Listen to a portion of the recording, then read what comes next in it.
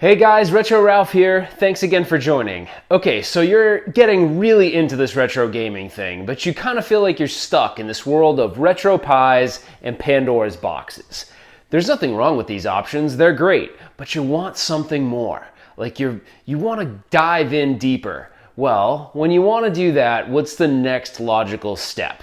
Now you're dealing with real arcade hardware, so the printed circuit boards that came in the arcade games that you know and love. Now when you're dealing with these options with thousands of games, it seems like, well, why would I do that? You do it because number one, it's cool, and number two, it cannot produce the arcade experience any better because it's the original hardware that the game was intended to run on.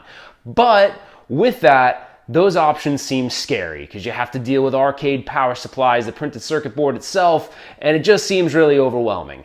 But I'm here to tell you that it's not overwhelming and I want to help. I want to help feed your habit. So in this episode, we are going to talk about traditional arcade hardware and how you can do it too.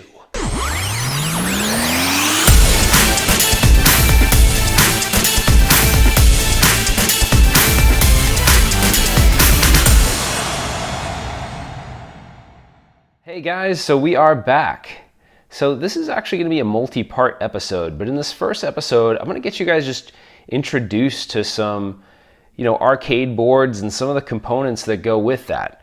And the reason why I brought these two out is because I think these are really cool introductions to doing, builds and modifications with arcade printed circuit boards, or PCBs as they're often referred to.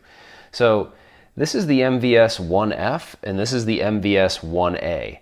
Both play Neo Geo cartridges, and they're both slightly different. There's actually quite a few of these out in the wild, and they can range from $40 to probably $150. The reason why I brought these as a first option is because they're kind of modular in nature. So I can put one of these in a cab, whether that be, a MAME cabinet or whatever it is, or an Arcade1up, and now I have the ability to change out a game. So this particular game right here is Metal Slug, but if I wanted to play other games, I can buy these, and these are MVS cartridges.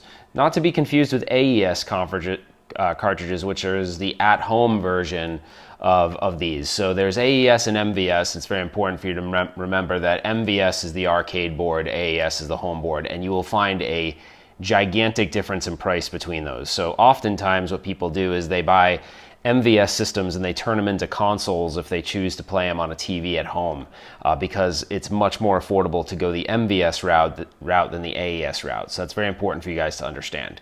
So getting back to the cartridges, the reason why this is a neat system to have is because you can swap in and out the cartridges. So you could, if you're someone that likes to collect Metal Slug games, you can go and buy all the Metal Slug games and then simply put them in and swap them out as you see fit. The other thing that's kind of interesting on this is that there are companies out there that release cartridges that are multi-carts. So this is a 161-in-1. So with this, you could actually have 161 games on one cartridge, Neo Geo games. So kind of cool. Now, getting back to the single cart, because these are single cart systems, they do sell these in multi-cart. So there's such thing as an MV4FS. That's actually a system that has 4 cartridge slots. So let's say you really love Metal Slugs, but there's 4 of them that you really love or whatever. You can have all 4 of them inside one of these systems. So I don't know if you guys can think back to playing Neo Geo systems in the arcade, but one of the reasons why arcade owners love these so much is that to change the game, it wasn't a matter of ordering a new cabinet. They literally just changed the marquee and had the game accessible really quickly, or had multi-games inside one cabinet and had all 4 of those in the marquee. So really, really cool option. I love the Neo Geo games in general, so if you're a Neo Geo fan, I think this is a really cool board to do. It's a fairly easy modification, like I said, because it uses cartridges, which is really cool, and the fact that it uses cartridges means the boards are usually quite smaller than other arcade printed circuit boards. So keep in mind, these are just options that I really like, but I happen to really like Neo Geo. So obviously with these options come some things you need to be aware of, that these things don't have just a standard power supply. You're going to need an arcade power supply. So we're going to talk about how to wire an arcade power supply to one of these boards in the next part of the series, but I wanted to at least show you guys what it looks like. This looks like it's difficult. It's really not. It's just a little scary because, you know, you could touch that and there's electricity flowing through it, so you want to be careful. So that's one piece of it. And then the other piece is these harnesses called Jama harnesses, which Jama is just a is actually an organization that was put together to create standards for how arcade systems connected. And so that's why it's called a Jama harness. But this harness itself, I actually like a harness by a company called Press Your Buttons, where he prints this all out in English. So with every board you buy, there's a manual, and in the manual it'll tell you what button goes to what pin. So this looks really difficult, but I'm telling you, do it once or twice and it will be like second nature. Even though it just seems like a ball of wires right now, it's not bad. And we're gonna actually wire one of these boards up in part 2. Once your Jama harness is connected, and like I said, we're gonna do this all in part 2. Once it's connected, you're gonna find all your buttons are connected and everything. There's one little other piece that you're gonna need because, how am I gonna connect this to an LCD monitor or any kind of modern monitor? Well, you're not. So obviously arcade boards connected to CRTs, right? Or, you know, they look like traditional televisions, they're CRT devices. And they had a connector that would accept this. So with that being said, you do need these converter boards, and there's a couple different ones, and I'll plug it in just so you can kind of see, even though we're not live or anything.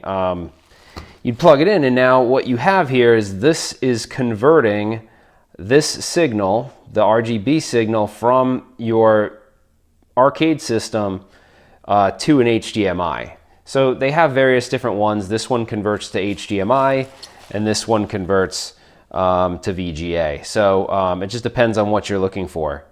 But you're going to need these. So this is one other component. You don't need both of them. You just need one, depending on what kind of LCD panel or whatever you're connecting to. But I just thought that would be important for you guys to know. So outside of the components that we shared here, there really aren't anything else. There really aren't any other things that you need. And once you figure out how to wire a button, I can show you that it's exactly just as easy to wire a joystick. The only thing that might trip people up at times is the loop that you have to create between devices for ground. But even that, after a couple times, it's no big deal. So this is just a basic introduction, but my plan is to get you guys up and running on one of these, and then I'm going to show you a system that I built, a Neo Geo system that I built, actually based on this MVS 1A system right here. So I know this was a basic level overview, but I think it's important that you guys understand all the components that are involved when you're working with these. And I think it's going to give you a lot of flexibility. And keep in mind, this is a unique option. You know, you may not want to go down this route when you have RetroPie and Pandora's Box, but I feel like, for one, it gives you a really authentic experience. It's fun to play with, so if it's something the way you like to tinker with things, it's pretty fun to build these. And once you can build an arcade system and understand JAMMA and arcade power supplies, your kind of sky is the limit, because once you go JAMMA, there's a plethora of JAMMA boards out there that could just plug right into your system. So it kind of makes it really flexible for future upgrades and modifications. So that's it for this episode. We will come back for part 2 so I can teach you how to wire everything and get you up and running. But I appreciate you watching.